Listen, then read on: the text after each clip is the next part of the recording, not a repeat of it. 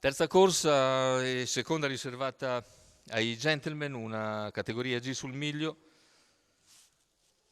Sono in 10 al via Zodiac Sea, Tiberix, Bella Senzanima, Zar Parlante, Buffalo Wiesel, Alfredo Dipa in seconda linea, Birbadal, Ultimo Prince, Parsifal, Zillafont. Favore in chiusura che si contendono almeno 3 o 4 cavalli.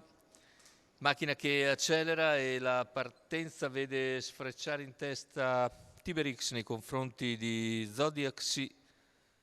Terza posizione lungo la corda per Birbadal, mentre al largo c'è Zar Parlante che non trova posizione per il momento.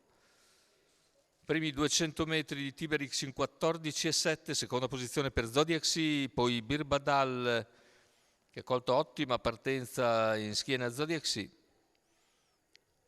E va via abbastanza veloce, Tiberix completa un quarto iniziale in 29,4 e sulla curva mantiene inalterato il vantaggio sui primi due inseguitori che sono Numero Zodiac Sea 4 Zar Parlante, e Birbadal. squalificato. Squalifica intanto per Zar Parlante, in quarta posizione c'è Bella Senzanima. 600 metri iniziali in 44,9 da 1,15 Numero 5 scarso. Buffalo Wise S, squalificato. Ritmo che si mantiene piuttosto sollecito anche al passaggio davanti alle tribune, cerca di avanzare al largo ora il numero 10 Zillafont, si trascina Parsifal. Via via tutti gli altri con un mezzo miglio iniziale piuttosto svelto. Ora il chilometro è completato in 1,15,8 e sposta a questo punto Birbadal che va all'attacco. Birbadal supera Zodiac Sea e si porta a ridosso di Tiberix, 500 alla conclusione. Tiberix cerca di ribattere a Birbadal che numero lo 3 affianca Bella a 400 Senzanima, dalla conclusione. squalificato. Tiberix per il momento replica a Birbadal che insiste però al suo esterno e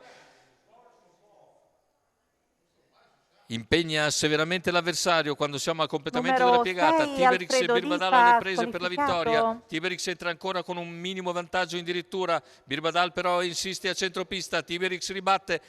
Tiberix e Birbadal alle prese. Tiberix nel finale si riprende bene e vince. Birbadal al secondo posto, per il terzo sul palo emerge Ultimo Prince di precisione sui rivali. 1,15,2 ragguaglio conclusivo, 30 secco a chiudere, bel successo per Tiberix, Giuseppe Rizzo in sediolo, training di Sandro Miraglia per il signor Alessandro Taddei, percorso vincente al comando per Tiberix che sfugge a Birbadal che ci ha provato per tutti i 600 finali, mentre al terzo posto di precisione Ultimo Prince regola gli avversari.